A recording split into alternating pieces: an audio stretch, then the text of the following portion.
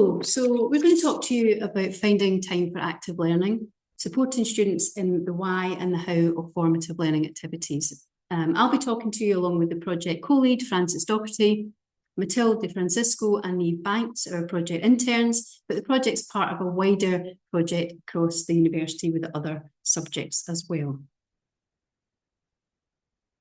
So formative learning activities can range from in-class discussions, forum posts, online learning activities, right straight through to formative assessments that are provided with feedback. These are associated with improved academic performance, but bring many other benefits to students' learning. However, student engagement with formative assessments is relatively low. They often prioritise credit-bearing and summative assessments, and rising cost of living, students working more hours, commuting longer distances, mean that it does just leave less time to do formative activities. So the aim of this project was to work with students to find out how they're engaging with formatives, how it's related to academic performance in the summatives, and factors that are influencing this engagement, and ultimately to encourage more students to engage in formative learning activities as part of assessment for learning. In the first year, we analysed students' engagement with formatives in the psychology PGT ODL cohort and level 2 chemistry students and level 1 modern languages. We also ran focus groups in different disciplines to gain a student perspective. So we found that although engagement was around 50% with the psychology cohort with the formative learning activities, it didn't relate to the final grade of the course.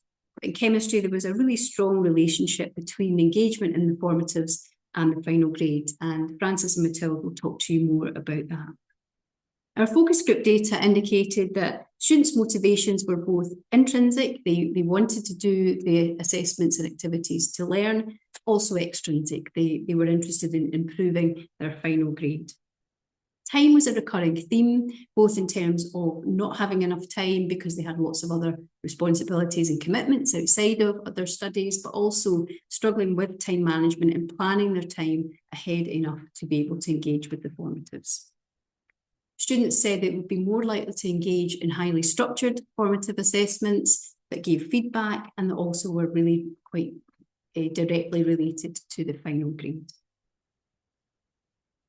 So we use these findings to inform resources to evidence the why, so why it's important, beneficial in the short and the long term, and also to support students in how to engage and finding time to engage. And Niamh and Matilde will talk to you more about that. So I'm going to hand over now to Frances, who's going to talk to you about chemistry.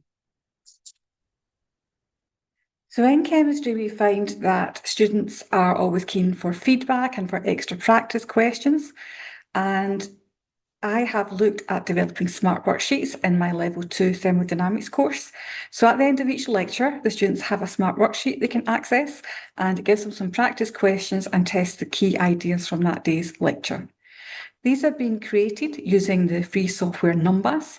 This was developed at Newcastle University, and we can embed videos and pictures. There are a variety of styles of questions, and there's also a random number generator, so students can practice calculation style questions as many times as they want to build confidence. In addition, there is an advice section where we can leave some hints and tips, for example, some content from the lectures as guidance or some worked examples.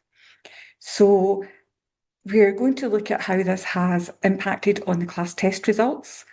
This thermodynamics course was one of the questions in the class test, and there's evidence in the chemistry education literature that engagement with worksheets of this type does improve grades. So I'm now going to pass across to Matilde. She's going to tell you about how students did in this question in the class test, and it was really based on lecture 4, so she's going to concentrate on engagement with lecture 4 worksheet. Matilde was one of the students on this course 2 years ago, so as well as being a student assistant, she has also experience of using these materials. So, as Frances just mentioned, we wanted to see whether there was this correlation between the thermodynamics question in the class test and student engagement with the L4 Smart Worksheet. As you can see from this graph, students who did access the worksheet and engaged with it scored at least 50% or higher in the thermodynamics question of the class test, which really is just such a significant statistic. What we were also interested in was seeing what kind of students were actually engaging with these resources.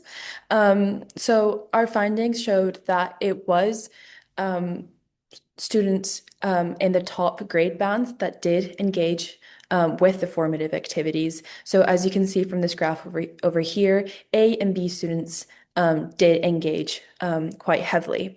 But it is also of interest that lower performing students in the D, E, F, and G grade bands were also engaging with these. To increase overall engagement, however, we did set out to make a series of resources, specifically infographics, to not only put around the chemistry building at the University of Glasgow, the Jessop Black, but also to make available to students online across Moodle and Outlook. This is one of the chemistry-specific infographics that we have made, showing the graph that I just explained to you earlier. What we also set out to make was peer mentoring resources and schemes. So that is, students have a room available every week where they can work with their friends and their peers on these formative assessments, as well as other practice style questions from other courses. So not only are they practicing chemistry and learning chemistry, but they're also improving their problem solving, critical thinking, teamwork, and communication skills, which are always important. I'll now pass on to Niamh, who will be talking about psychology-specific infographics. So for psychology, we developed a series of infographics using both quotes from the focus groups last year and aligned to the University of Glasgow's graduate attributes. These were then distributed across multiple platforms such as PowerPoint slides, printed posters, and on the school's Instagram channel. This was complemented by support sessions for third-year undergraduate students, as well as postgraduate talk conversion and master's students. We also created a SWAY resource to clearly communicate the value of formative assessment. This outlined the importance of engaging with formatives, gave practical advice on how to approach the assessments, and highlighted both academic and transferable skills developed during participation. To ensure that we had a student-centred approach, the materials were shared with psychology class representatives to help gather feedback. In response, we delivered hybrid support sessions to improve accessibility, especially during busy parts of the semester. Whilst attendance at sessions was modest, students who engaged were supported with both written and practical formative tasks. Notably, most attendees were postgraduate students, many of whom initially had unclear understanding of formative assessments. These sessions then helped clarify expectations and build in confidence with formative assessment. In future, embedding clear definitions of formative assessments within both undergraduate and postgraduate courses will be key.